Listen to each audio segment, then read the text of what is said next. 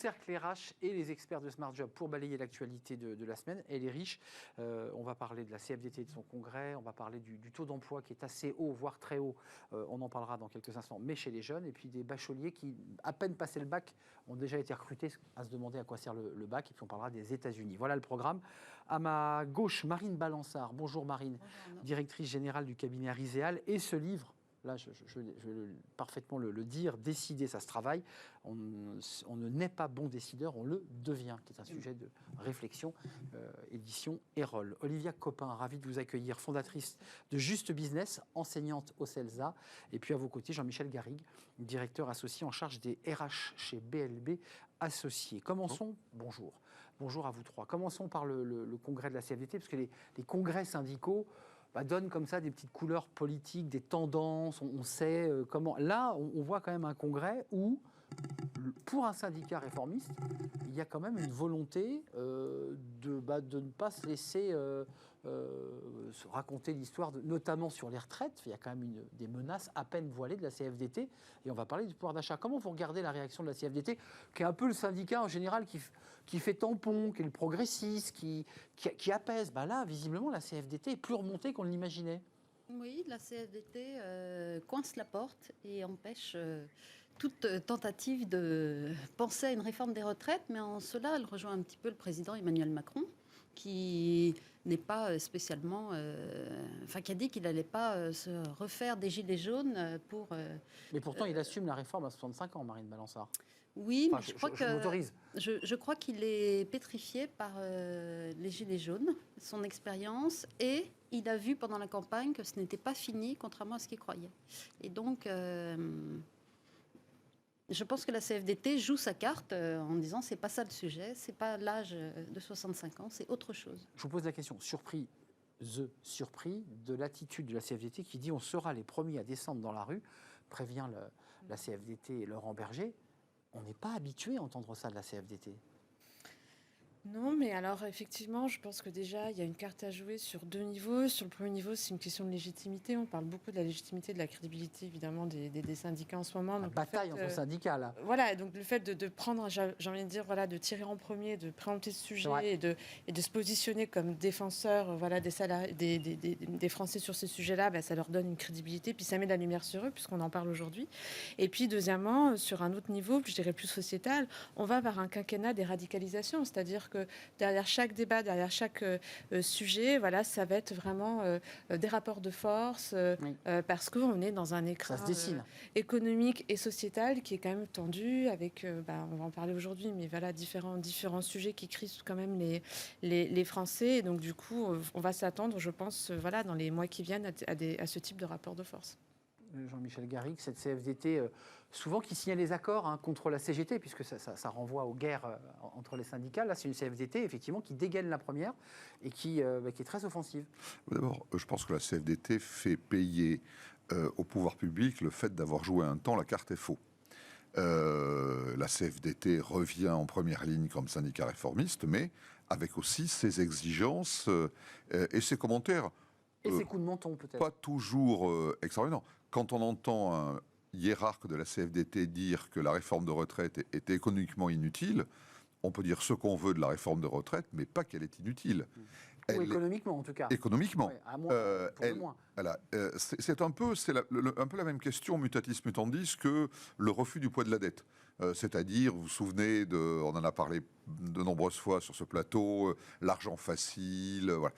Eh bien, on refuse les réalités parce que socialement, ça a des incidences. Je ne dis pas qu'il faut faire passer à coup de force toute réforme. Mais de là à dire qu'elle est économiquement inutile, c'est-à-dire qu'en fait, il n'y a aucun problème de retraite et que c'est juste une volonté du gouvernement d'embêter le peuple, si j'ose dire, là, je trouve qu'on est vraiment dans une démarche... Une posture idéologique. On est et qui revient effectivement à cette guerre... Et à cette radicalité. De bataille entre FO, entre la CGT qui s'est un petit peu décentrée, qu'on entend moins, Et puis FO, c'est pareil, qui va avoir un changement de secrétaire national, le premier donc forcément une nouvel organigramme politique. Un mot quand même, ça c'est le secrétaire national de la CFDT qui dit le pouvoir d'achat est du ressort des entreprises. Ça c'est intéressant parce qu'il y a un vrai débat et il explique qu'il y a un vrai sujet, dit-il, salaire face à une inflation qu'on n'avait pas vue depuis les années 80, c'est qu'on est reparti comme ça sur une inflation qui risque de dépasser la barre des 10. L'inflation est à 5,2 pour être précis, au moment où l'on se parle. Il y a une chose qui était amusante dans ce commentaire du secrétaire national de la CFDT, c'est quand il parle notamment des décisions qui ont été prises par le gouvernement, par exemple, pour faire évoluer le montant de la prime dite Macron. Et il dit une chose qui a été peu utilisée d'ailleurs finalement. Peu utilisée, et sur un montant d'environ 500 euros. Voilà. Et il dit il faut augmenter les salaires parce que la prime, seules les entreprises riches peuvent se la permettre. Ce qui est quand même économiquement une absurdité. Parce que la prime, je ne fais pas de commentaire sur le fait qu'elle soit recommandable ou pas. Oui. C'est juste que la prime, elle est versée une fois, elle a une incidence sur la trésorerie de l'entreprise, mais ensuite, elle ne pèse pas durablement. L'évolution des salaires, en revanche, enfin n'importe quel directeur des ressources humaines sait ça, c'est évidemment une charge pérenne pour l'entreprise. Même quand l'inflation revient à 0,5 ou à 1. Bien sûr. Marine Balançard, parce que c'est un débat aussi qui est posé, c'est est-ce que ce sont les pouvoirs publics qui doivent prendre en charge et donc accompagner ce manque à gagner des salariés, ou est-ce que c'est aux entreprises de décider souverainement de ce qu'elles font avec leurs collaborateurs? Je dirais que ce sont les deux. On a quand même malgré tout un problème en France, c'est le coût du travail qui est, je le rappelle, à l'heure plus élevé que celui de l'Allemagne. Donc c'est quand même incroyable, nettement plus élevé que le coût du travail moyen en Europe, mais plus élevé que le coût du travail allemand. Donc il y a quand même un problème, parce que comment augmenter les salaires quand déjà on a un coût du travail très élevé? Donc vous dites, prenons le problème dans l'autre sens, réduisons le coût du travail, mais oui, qui donnerait un peu d'air. En fait, ce sont les mesurettes, les primes Macron, d'ailleurs, qui ne sont pas des primes Macron, puisque c'est versé par les entreprises, c'est juste qu'elles sont défiscalisées. Défiscalisées, c'est ça. Donc il s'est arrogé le nom prime Macron, mais ce n'est pas lui. Là, c'est vraiment du ressort des entreprises. Et réfléchissons à ce qui pourrait diminuer le coût du travail en France. Bon, là, il y a vraiment un sujet Olivia, vous en pensez quoi? Parce que c'est vrai que là, on va arriver à une situation, alors là, les législatives sont... On est dans cette période d'incertitude, puis l'Assemblée va siéger, et on va avoir des trains de réforme pour une séance dès juillet, je pense, d'accompagnement et de réforme. C'est à l'État de prendre en charge ou c'est aux entreprises on l'entend beaucoup, ce discours, même côté évidemment patronal, mais ce qui est intéressant là, c'est que c'est la CFDT qui le dit. C'est assez intéressant. Effectivement, l'inflation, surtout que je crois que Bruno Le Maire disait que le pic allait être atteint en septembre 2023. Donc on a quand même encore, voilà, elle est devant nous quoi. L'inflation, c'est déjà un problème aujourd'hui, mais elle est quand même devant nous. Et c'est pas fini. Et c'est pas fini, voilà. Donc du coup, effectivement, je pense que c'est pour moi avant tout un problème politique. Après, les entreprises, je trouve que c'est un bel exemple de cette radicalité dans le sens où on est vraiment dans un manque de nuances. Dire que c'est aux entreprises de prendre en fait en charge ce problème de l'inflation, c'est une vision encore très, je dirais, un peu caricaturale. C'est-à-dire que les entreprises, elles aussi, comme les Français, vont voir en fait leur coût énergétique augmenter, leur facture augmenter. Donc en fait, dire c'est la faute de l'un, elles la subissent l'inflation, les entreprises. Elles la subissent aussi. Oui, et puis dans les entreprises, vous avez les entreprises du CAC 40, et puis vous avez des startups, et puis vous avez les PMI, les outils. Enfin, donc ça représente quand même. C'est assez. Je trouve que c'est assez simpliste quelque part, assez caricatural. Voilà. Ça dépend de quel côté on se situe, parce que ça peut aussi vouloir dire que stop au quoi qu'il en coûte pour creuser les déficits aux entreprises de choisir souverainement et librement en fonction de leur trésorerie. Ça peut être aussi interprété comme ça, ce que dit la CFDT.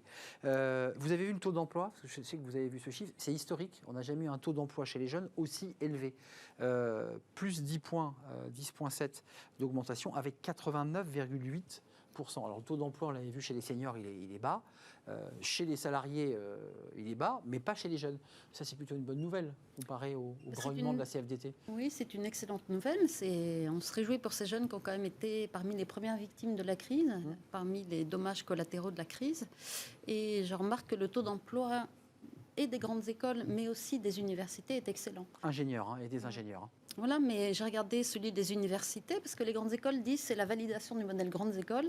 Je rectifie, le modèle universitaire est excellent aussi, puisqu'ils sont exactement sur les mêmes taux d'emploi. Ça, c'est la bonne nouvelle, quand même. Ça, c'est un chiffre bonne nouvelle. Qu'est-ce que vous en pensez? Ça veut dire que là, on est en train vraiment de jouer une politique de l'insertion et du travail des jeunes, je précise, diplômés. Il s'agit de... J'insiste bien sur le mot diplômé. Oui, en fait, c'est vraiment une très bonne nouvelle parce que c'est vrai qu'avec la crise du Covid, on avait parlé de cette génération sacrifiée.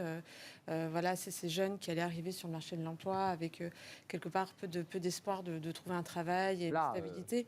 Là, il se trouve que les chiffres sont très bons. On peut s'en réjouir à la fois sur le plan économique parce qu'effectivement, plus il y a d'insertion, plus voilà, plus c'est bon pour l'économie. Puis d'un point de vue moral aussi, psychologique, ça en dit long quand même sur une société qui est capable d'accueillir sur le marché du travail les futurs talents et les cerveaux de demain. Je vous ai vu réagir quand j'ai dit diplômé, parce que c'est vrai qu'on pense au contrat engagement jeune pour des jeunes cette fois-ci, non, sans diplôme, coupé.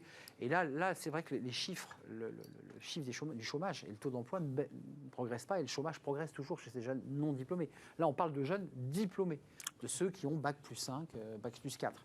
En fait, l'arbre cache un peu la forêt. On remplit des trous. Une excellente politique, par exemple, est le développement de l'apprentissage, des contrats d'alternance. Qui a fonctionné. Qui fonctionne et qui va continuer à fonctionner. Je pense que la démarche est pérenne et que le chiffre des contrats d'apprentissage ne va cesser de progresser au fil des années. Mais, comme vous l'avez dit très justement, Arnaud, ça concerne ce meilleur emploi, si je puis dire, les diplômés, pas tous les diplômés. Vous parlez à des étudiants de lettres classiques ou etc. Ou de psychologie, ils vont toujours être, je dirais, en train de faire des boulots de serveurs dans les bars parce que personne ne les embauche. Marine Balançard n'est pas d'accord. Donc, il y a les diplômés en général, les écoles de commerce, les écoles d'ingénieurs, beaucoup de spécialités. École d'ingénieurs très très haut. Ça marche bien. Des tas de secteurs d'activité sont actuellement avec des centaines de milliers d'offres d'emploi qui ne sont pas satisfaites. Toujours, hein, ça n'a pas. Même pour des gens peu qualifiés, le BTP, les CHR, café, hôtel, restaurant, etc. Et les aides à la personne, il ne faut pas les Mais oublier. c'est une, je trouve, un panorama qui est extrêmement divers. C'est-à-dire qu'il y a des îlots florissants et puis il y a encore des déserts dans certaines qualifications, dans certaines professions, dans certains niveaux, où là, eh bien, la situation reste particulièrement mauvaise. Vers à moitié vide, vers moitié plein, quoi. Ça, il vaut mieux qu'il y ait le plus, si je puis dire, d'oasis possible dans le désert, mais ce n'est pas parce qu'il y a de plus d'oasis que le désert disparaît. Ces chiffres viennent de la conférence des grandes écoles, hein, qui chaque année, depuis une trentaine d'années, représentent ces chiffres. Et là, on est sur des chiffres à 91,1. Vous n'étiez pas d'accord chez les ingénieurs? Vous n'étiez pas d'accord avec ces Jean-Michel? Sur les universitaires, ils sont intégrés aussi à 87-90% selon les matières. Droit, économie, c'est 90%. Lettres, c'est plutôt autour de 70%, mais c'est presque l'exception.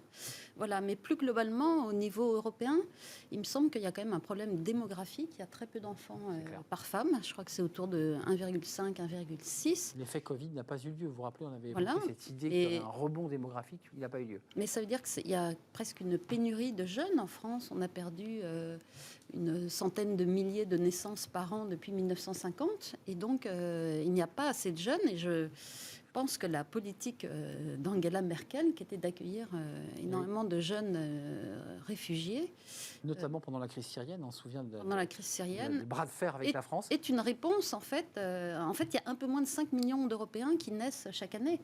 C'est pas suffisant en fait pour. D'ailleurs, avec le débat des migrants, parce que c'est pas le sujet du jour, mais ça ouvre aussi la question de est-ce qu'on ouvre grand nos bras à des migrants qui ne peuvent pas accéder à l'emploi pour des raisons administratives et juridiques d'ailleurs. Cette question, elle est posée pour relancer notre économie. La part des emplois à durée indéterminée, ça c'est un chiffre intéressant qui remonte de 4 à 7 points pour atteindre 80,8 à l'ensemble des diplômés, tout type d'écoles confondues qui intègrent les universités. Ça c'est aussi une bonne nouvelle parce qu'il y a aussi l'idée qu'on a envie de les garder et donc on les embauche en CDI, ce qui n'a pas toujours été le cas, puisque ce sont des stages, des CDD très courts, on ne prenait pas de risque. Là, on s'engage quand même pour cette jeunesse. Il y a même des entreprises qui disent, enfin moi je passe beaucoup de ma vie avec beaucoup de DRH de grandes entreprises, il y a quelque part un certain même rééquilibrage, une espèce d'inversion de rapport de force. Oui. Le DRH d'un grand groupe très demandé, dont je ne parle pas d'entreprises inconnues, voilà. Une marque. Une très belle marque, qui me disait qu'il n'y a pas longtemps, ils ont fait donc, vous savez, des espèces de job dating pour des jeunes, etc. Eh bien, il y a plusieurs jeunes qui, après avoir posé des tas de questions sur ce que l'entreprise faisait en matière de valeurs, de politique, de sens, etc., ont décidé de ne pas accepter la proposition de collaboration qu'on leur faisait. Alors, C'est quand même un peu nouveau, quand même, parce qu'avant, c'est l'entreprise qui avait le pouvoir. On est au stade de l'épiphénomène, mais c'est une tendance. C'est une tendance. Olivia, Marine, je ne sais pas comment vous avez démarré vos carrières après vos écoles respectives, mais globalement, on se pliait à l'employeur. On attendait fébrilement que l'employeur vous rappelle. Et on ne se permettait pas de dire non, je ne me sens pas bien. C'est vrai. Mais non, mais ce qui est intéressant, c'est que d'un point de vue plus sociétal, on est vraiment dans une société des inversions. Il y a vraiment une inversion des pôles, quoi. C'est des rapports de force entre le politique et le pouvoir. La crise des Gilets jaunes, c'est quand même une retraitée sur Twitter qui a fait démarrer, qui a allumé la flamme. Ouais. Et pareil, sur le marché du travail, on voit bien que dans la violence, on parle de la honte qui change de camp. Sur le marché du travail, c'est le pouvoir qui change de camp. C'est-à-dire, avant, le pouvoir appartenait vraiment aux entreprises qui avaient ce choix-là, qui imposaient leurs règles. Et aujourd'hui, finalement, c'est aux salariés, c'est à cette nouvelle génération de ces futurs acteurs du marché du travail qui vont imposer leurs propres règles. Ça, c'est une révolution. Et ça, c'est une révolution. Et ça a été vraiment accentué avec la crise du Covid. Et effectivement, on voit que ça perdure. C'est-à-dire qu'aujourd'hui, on va négocier au-delà du salaire, les conditions de travail, le télétravail, comme vous disiez, les valeurs de l'entreprise. Et en fait, c'est la question du sens qui revient toujours au centre. Deux sujets, parce que l'un est un peu le corollaire aussi de ce rapport à l'emploi des jeunes, c'est les lycéens déjà recrutés, ça c'est en France, avant qu'ils aient passé le bac, alors ça c'est incroyable. Et puis il y a l'entretien de fidélisation aux États-Unis pour essayer d'éviter l'hémorragie. Il y a déjà eu 48 millions de départs sur le marché du travail aux États-Unis. Mais commençons par les lycéens français, ça vous choque? Moi, la question que je me suis posée, c'est mais finalement, le bac ne sert plus à rien. Alors déjà, il était un peu brocardé, ce bac, on disait ça ne sert à rien. Le bac, ce sont des chiffres de bac pro. Bac professionnel, enfin globalement, c'est le type est un CAP, parfois le CAP, puis il est parti en bac pro, il a déjà une formation. On va le chercher parce que, après tout, il est compétent. Enfin, ça ne sert à rien de passer le bac pro, quoi. Oui, mais en fait, c'est déjà une tendance qu'on a évoquée ici. C'est-à-dire que les jeunes sont recrutés parfois dès 16 ans pour, là, un grand parc d'attractions dans l'Est parisien, je le redis, recrute des jeunes de 16 ans, donc qui sont en seconde. On devine. Et pour travailler cet été, parce qu'ils ne trouvent personne. Et j'ai lu qu'au Québec, les enfants travaillaient à 12-13 ans. À 12-13 ans. J'ai vu que dans les supermarchés, voilà, et ça ne choque personne. C'est tout à fait exact. Après l'école, il n'y a plus de main-d'œuvre, il n'y a plus de jeunes. Et il n'y a plus d'interdiction, parce que nous, le Code du travail interdit à un enfant avant 14 ans d'aller travailler, on est d'accord. Oui, absolument. Là, c'est 13 ans, 13 ou 12 ans. Mais donc, la bonne nouvelle, c'est que ces jeunes, en fait, s'intègrent dans le marché du travail. Ils arrivent à trouver très vite. Là, à moyen terme, c'est peut-être dommage de ne pas passer son bac s'ils veulent reprendre des études. Oui, ou monter une entreprise, parce qu'un jour, ils seront peut-être artisans. Ça vous choque ou pas? Oui. On va les moi, je trouve ça surprenant, enfin, gênant même pour le modèle éducatif qu'on a mis en place. Oui, c'est ça. Moi, ce qui me choque, en fait, c'est à quoi servent les études? Les études, est-ce qu'elles servent uniquement à trouver un travail? Ou alors, est-ce que les études, elles servent, en fait, à construire un citoyen, à avoir un esprit critique? Les humanités. Voilà, comme le disait tout à l'heure votre invité, c'est-à-dire on a tous le même bagage, mais après, grâce à l'école, on va pouvoir aller se nourrir intellectuellement. On est prêt à aller découvrir d'autres champs, d'autres enseignements. Ou est-ce qu'on est juste des consommateurs ou des travailleurs? Et donc, du coup, les études nous permettent d'arriver sur ce marché du travail. Je pense qu'il y a vraiment une question à la fois. C'est intéressant parce que c'est vrai que toutes les questions qu'on aborde aujourd'hui, en ce moment, il y a toujours une question sociétale derrière parce qu'on est vraiment dans cette période de transition. Et moi, ça m'interpelle. Et je dis à ces jeunes-là, continuez vos études, même si vous avez cette possibilité d'être embauchés, parce que... Ils le seront quand même après le bac pro, il faut le préciser. Voilà. Et encore mieux, peut-être. Et encore mieux, c'est ça. Et encore mieux. Jean-Michel Garrigue, votre réaction sur ce sujet? En fait, c'est troublant, le fait ce sont beaucoup de secteurs d'activité, ceux qui sont l'objet de, comment dirais-je, de cette quête précoce, sont beaucoup de secteurs d'activité dont les conditions de travail ou les horaires de travail sont denses. Les métiers, on en parlait du BTP, de l'artisanat, des cafés, hôtels, restaurants, etc. Le DRH d'un grand groupe de restauration extraordinairement prestigieux passait une annonce il y a quelques jours à peine pour dire nous manquons cruellement de jeunes acceptant de travailler sur des horaires décalés, le week-end, etc. Il a trouvé? Alors, je pense qu'il est en train d'essayer de trouver. C'est qu'il n'arrive pas à trouver par des méthodes de recrutement traditionnelles des jeunes qui acceptent ça. Alors, sur effectivement des conditions de travail qui sont les conditions de travail, mais propres au secteur, bien sûr. et avec des modalités de rémunération qui sont incroyables. Enfin, je dirais, qui sont plus élevées que beaucoup de collaborateurs administratifs. Mais attendez, Jean-Michel, d'entreprises. ça veut dire que la cette connaissance personne-là, oui. à laquelle vous faites référence serait capable d'aller chercher, s'il y avait cette opportunité, dans le vivier de ceux qui font des écoles, qu'on fait une école de cuisine, il y en a plein en France, qu'on le CAP, et aller les chercher Alors, oui. en deuxième année de bac pro. Enfin, Oui. ils seraient capables de le faire après Oui. tout. Parce que c'est ça Oui. que vous nous dites. Ce qu'ils disent, ce que j'entends de ces gens-là, c'est pas le problème de recruter, on est obligé de recruter de plus en plus jeunes, c'est de conserver les gens.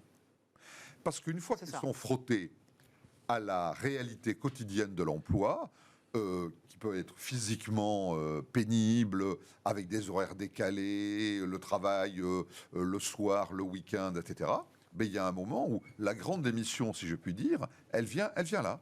On le voit bien On y d'ailleurs. arrive. On le voit bien avec les centaines de milliers d'emplois qu'a perdu le secteur de l'hôtellerie-restauration Clairement. Et qu'il ne retrouve pas. après la pandémie. Il nous reste peu de temps, la grande démission. Bon, vous nous faites le lancement, Jean-Michel, Oui. c'est ça qui est formidable. Vous faites la transition, comme on dit, grande démission. 48 millions d'Américains qui ont participé à ce mouvement des emplois parfois peu qualifiés, des Américains qui ont même médiatisé leur départ, l'ont même filmé. Alors là, on invente l'entretien de fidélisation et ça s'appelle la Stay Interview. On va se faire une promenade en forêt ou dans la rue, enfin en tout cas on casse les codes et on demande au collaborateur s'il veut rester.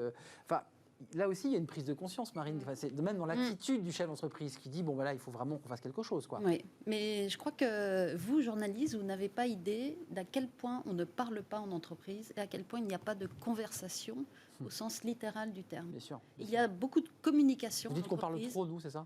Non, vous êtes On est trop bavards. des accoucheurs de Oui, bien ce sûr. qu'ont à dire les autres. Mais en entreprise, une conversation, ça prend à peu près une heure et demie pour vraiment échanger, être en... On n'a pas le temps en entreprise. En entreprise, on n'a pas le temps. Et en plus, on a des outils digitaux, on communique à tout va, et on a l'impression qu'on a eu des conversations et qu'on a échangé avec ses C'est collaborateurs. exact. La conversation, c'est quelque chose d'humain, ça inclut de l'écoute et ça inclut de l'émotion. Et ça, Exact. ça existe en entreprise. Moi, j'ai des managers qui emmènent leurs collaborateurs faire des conversations. Ils appellent ça des déambulations. Il n'y a pas qu'aux États-Unis. C'est ça. Et c'est l'unique moyen de montrer qu'on porte une attention réelle à la personne. On appelle ça dans l'équipe de France de foot, je sais que vous êtes un amateur de football, Jean-Michel, la causerie. Vous savez, quand l'équipe se prépare, elle va se balader en forêt Absolument. avec l'entraîneur. Et dans le- c'est exactement ce Dans le parc du processus. château de Versailles, C'est ça. je les ai rencontrés. C'est intéressant. Oui, mais Non, mais cette méthode américaine, On l'a bien vu. hémorragie, on se dit il faut faire quelque chose. Mais ce que vous dites est tout à fait vrai. Rappelez-vous, il y a quelques années, ce n'était pas très vieux, l'abandon progressif des entretiens annuels d'évaluation. C'est vrai. On disait, ben non, finalement, ça sert à rien. Maintenant, on est en mission, en projet, on va faire des entretiens de il y a un fin de besoin mission, de se projet, parler. etc. Voilà, quand vous dites à des managers, alors tu vas transformer un entretien de 2 heures une fois par an par un entretien de 2 heures toutes les 6 semaines ou toutes les 8 semaines après la fin de chaque mission, Pour etc. écouter, pour... Mais le manager, il dit, mais je peux pas, j'ai pas le temps. Enfin, c'est impossible. Donc, on est en train d'en revenir. Des je entreprises, je crois ne pas me tromper, si je me trompe, l'entreprise me pardonnera. Je crois que c'était le cas de Schneider Electric, qui avait abandonné les entretiens d'évaluation et qui les remet en place d'une manière un petit peu différente. Peut-être plus etc. informel, d'ailleurs. Oui, mais parce que l'échange, comme vous dites, on dit Marie, est absolument essentiel. Mais l'échange, pas un échange figé, pas un échange dormant. L'entretien Non, d'évaluation. L'émotion, Voilà. de L'entretien la chair. d'évaluation avec 4 pages à remplir, 14 questions, etc., Inutile. ça n'a pas de sens. Il faut créer du quotidien et de la spontanéité bon dans sens. les relations. C'est-à-dire qu'il Bien faut sûr. écouter, il faut recevoir et il faut donner.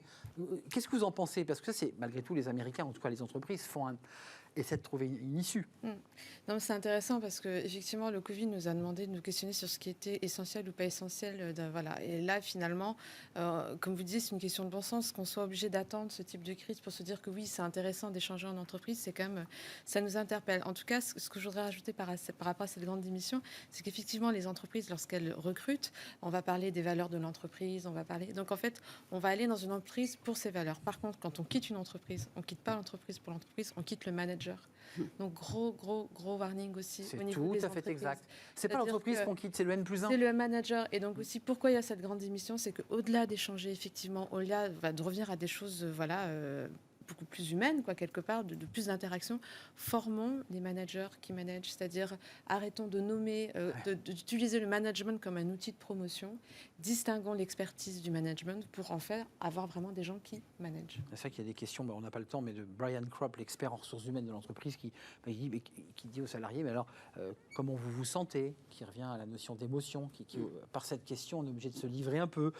Qu'est-ce qui vous fait venir au bureau ? Il y a quelque chose qui vous déplaît. Et puis il dit aussi qu'il ne faut peut-être pas oublier l'anniversaire, enfin recréer du lien humain. Mais en fait, oui. c'est du bon sens paysan, là. C'est du bon sens paysan et une conversation, il ne faut pas oublier on doit en sortir changé. Oui. Pas convaincu. Sinon, on a mais perdu son changé. temps. Voilà. Et le manager et le collaborateur. Entièrement. Dernier mot, Jean-Michel. N'oublions pas que les enquêtes, depuis de nombreuses années, faites anonymement auprès de collaborateurs de grandes entreprises par des instituts spécialisés, le pourcentage ne varie pas beaucoup.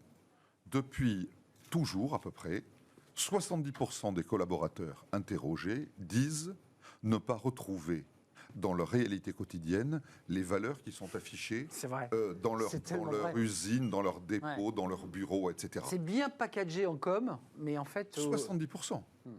Donc c'est énorme. Il faut, comme on dit, s'aligner. Voilà. C'est exactement, vous m'avez retiré, j'allais dire se centrer, mais c'est le mot aligner. Ouais, Ça sera donc Olivia Copin qui aura eu donc le mot de la fin dans ce débat. Merci à vous trois, c'était un vrai plaisir. Olivia Copin, fondatrice de Just Business, enseignante au CELSA. Merci à Jean-Michel Garrigue, tout en regardant Marine Balançard. Vous avez vu cet effet. Directeur associé en charge des RH chez BLB Associés. Merci Jean-Michel et merci à Marine Balançard, DG Cabinet Ariséal, et ce livre, parce qu'elle se passionne sur la décision. À quel moment, quand et quelle est la condition de la décision. C'est un sujet fondamental qui vous tient très à cœur. On termine avec, pas la grande démission, avec la démission. La démission, est-ce qu'on peut quand même organiser cette démission, faire en sorte que cette démission ne soit pas trop douloureuse, complexe? On en parle et c'est dans Fenêtre sur l'emploi.